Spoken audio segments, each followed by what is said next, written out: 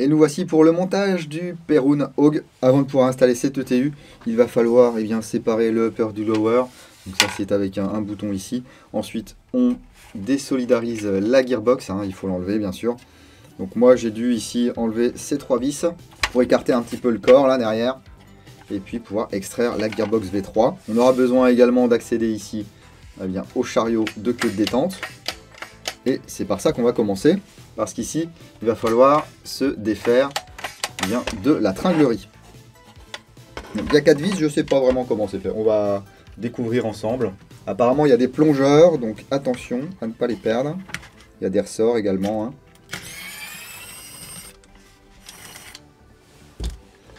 Ok, je lâche pas tout pour l'instant.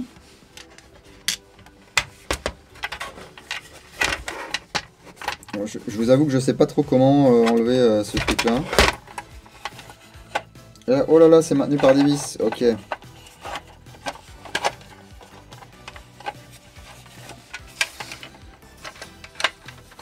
que je vais pouvoir accéder aux vis? Alors, qu'est-ce qu'elle défait celle-là? Ah, ok. Alors, attendez. Si ça se trouve, on va y arriver comme ça.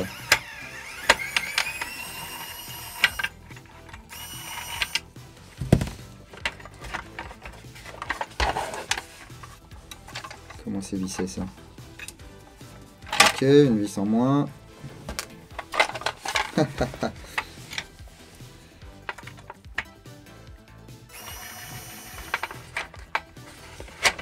Alors, est-ce que la tringlerie va pouvoir s'en aller là? Du coup, yes! Du moins une partie. Ok, ça c'est la partie métallique.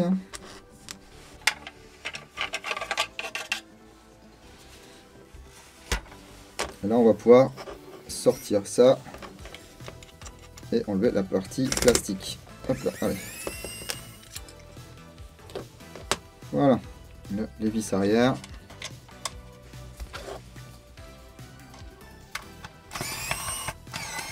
Ok, donc ici, on va pouvoir mettre le trigger board.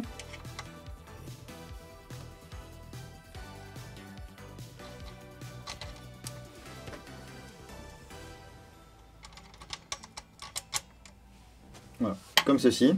Ici, l'aimant vient se placer comme ceci. Ouh là là, ça aimante la vis. Voilà. Mais pas n'importe comment.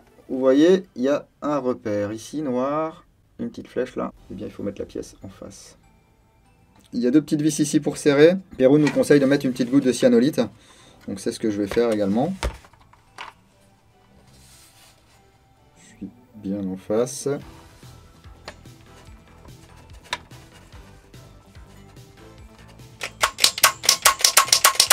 Voilà, le serrage c'est vous qui voyez, mais il ne faut pas serrer trop fort, sinon ici vous avez serré les pattes et ça va pas le faire. Il faut vraiment que ça coulisse bien. Donc voici ici, vous voyez ce qui fait du bruit, hop là.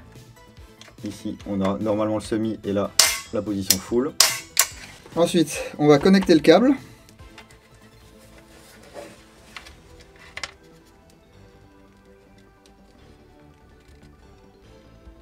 Voilà.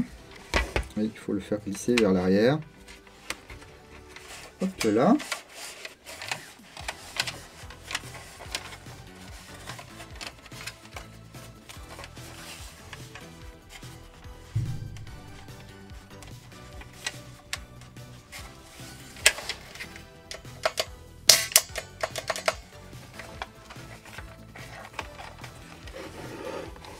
On fait passer ensuite ici le long.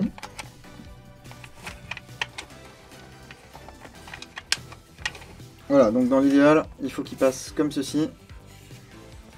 Comme ça, il gêne rien du tout. Ok, donc pour l'instant, c'est bon pour le corps. On va s'intéresser à la gearbox. Et on va devoir enlever tous les contacts mécaniques. On garde les vis parce qu'il va falloir ensuite refermer, bien sûr. Hop.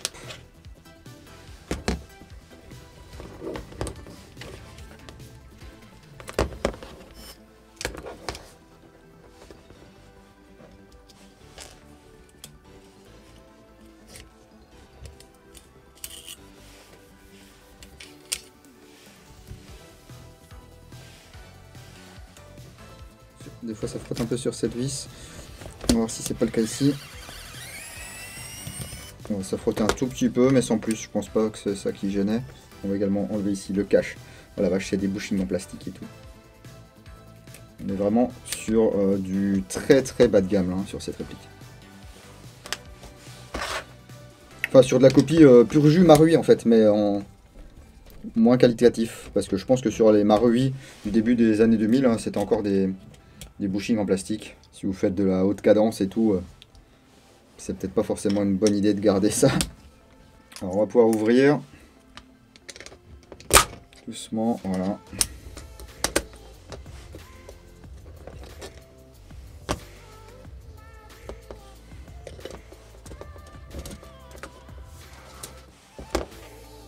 Non, ils n'ont pas fait ça. Bah si, ils ont fait ça. Eh bien, c'est exactement une copie de Tokyo Marui, jusque à l'ensemble, piston, ressort, qui est lié. C'est fou ça, hein. Ici, on enlève ça. Il n'y a pas besoin. Et là, on va enlever voilà, ceci. Bon, c'est sûr que si vous avez jamais fait, ça peut faire un petit peu peur.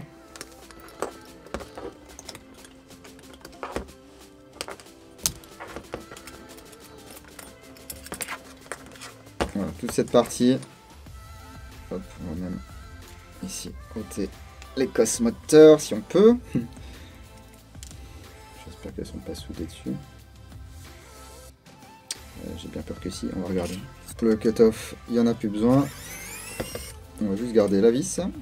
Je nettoie ça, je refais un calage, éventuellement je change des pièces et tout, je regarde ce que je fais. Et puis on se retrouve pour le montage du mainboard et le reste.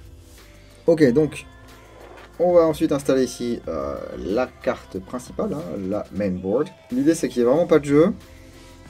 Et on va utiliser la petite vis ici du cut-off. Voilà. Pour venir mettre en place cette mainboard. Voilà, ça tourne, ça touche rien. C'est le principal. On va pouvoir refermer la gearbox. Personnellement, j'ai changé ici le piston. Voilà, j'ai pris un piston avec 4 dents en acier ici. Un cylindre plein parce que c'est un canon qui est très long. Et là, en fait, il n'y avait pas assez d'air dans le cylindre. Nozzle ici en métal. On garde le nozzle de tappet plate d'origine. Je garde les gears d'origine, hein, je vous l'ai dit. C'est du 18 pour 1. Moi, ça me va. Je garde également pour ces tests le moteur d'origine, qu'on voit un petit peu ce que ça donne par rapport justement à la réplique d'origine que vous pouvez voir dans ma vidéo de présentation. Je graisse, je remonte ça. On se retrouve pour la suite. Ok, voilà qui est fait. C'est remonté. Vous voyez ici, on va venir brancher. Le control board, on va pas en avoir besoin tout de suite. Je vais mettre le petit câble du control board.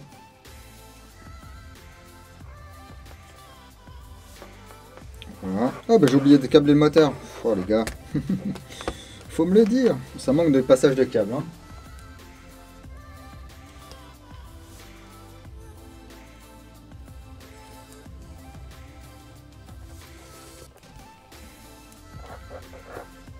Et comme ceci. Alors là je tâtonne un petit peu hein, les gars. L'idée ensuite ça va être ici de venir brancher le trigger board.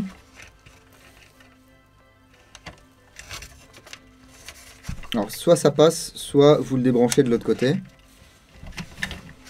Voilà. Et donc là l'idée bien sûr, c'est de remettre la gearbox dans le corps. Ok, il faut que ça passe comme ça. Et là je me souviens, j'avais écarté. Oh là là. J'avais écarté pour pouvoir faire passer comme ceci. Voilà. Ici le câble du control board, le câble de batterie. Les pièces ici. Alors ça peut-être qu'on n'en aura pas besoin. Il faut qu'on remette comme il faut ceci. Parce que le Mac Catch on va en avoir besoin hein, les gars. La vis là, elle passe au travers.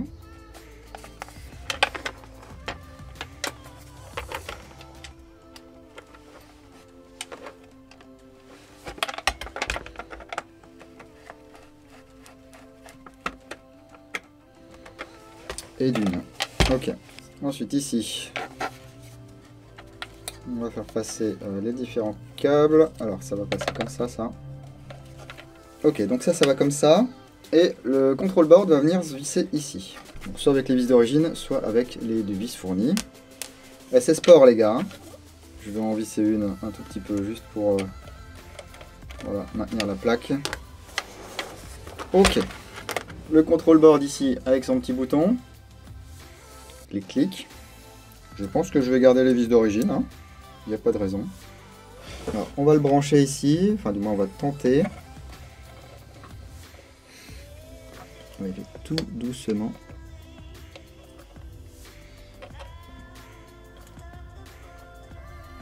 J'enlève la vis que j'ai mis tout à l'heure. Alors là, je suis au radar, les gars. Je ne sais pas du tout si vous voyez quoi que ce soit.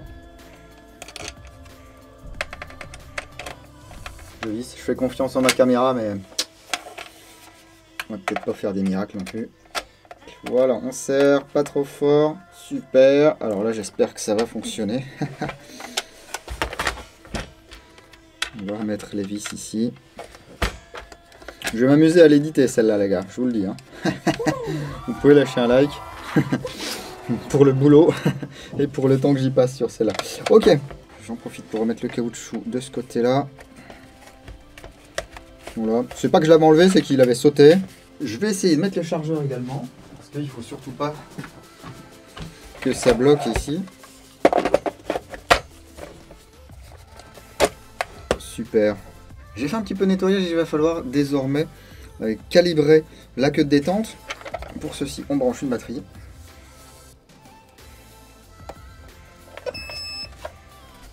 Voilà, et ici on va aller chercher le programme qui est le violet et bleu.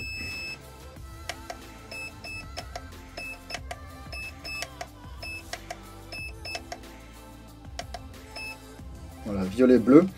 Donc dans un premier temps, on efface la sécu, on tire à fond sur la queue de détente. Voilà. Donc là, ça clignote en blanc, je me remets en sécu, j'appuie à fond, j'appuie une fois sur le bouton. Voilà. Ensuite là, je me mets en semi. Là, j'appuie sur le bouton, c'est rouge, je me mets en full.